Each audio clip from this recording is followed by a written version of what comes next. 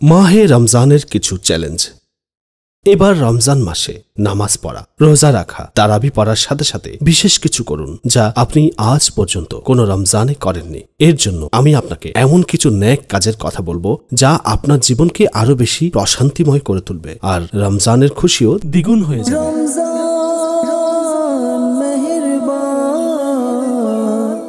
Number 1, প্রতিদিন নতুন কোনো একটি দোয়া যা কোরআন ও হাদিসে বর্ণিত রয়েছে সেটি শিখে নিন, পারলে মুখস্থ করে নিন। নাম্বার 2, প্রতিদিন একটি হাদিস পড়ুন, সংক্ষিপ্ত হলেও, আর তা মুখস্থ করার চেষ্টা করুন। নাম্বার 3, প্রতিদিন অন্তত 2 মিনিট আকিরাত সম্পর্কে গভীরভাবে চিন্তা করুন। নাম্বার 4, মসজিদে অনুষ্ঠিত ফিকহের দর্স, হাদিসের দর্স এবং সংক্ষিপ্ত তারাবির ব্যাখ্যা মনোযোগ দিয়ে শুনুন এবং এতে নিয়মিত অংশ নিন এবং অন্যের নিকট পৌঁছে দিন। নাম্বার 5, সপ্তাহে অন্তত একদিন এমনভাবে কাটান যেদিন সোশ্যাল মিডিয়ার ব্যবহার একেবারেই করবেন না।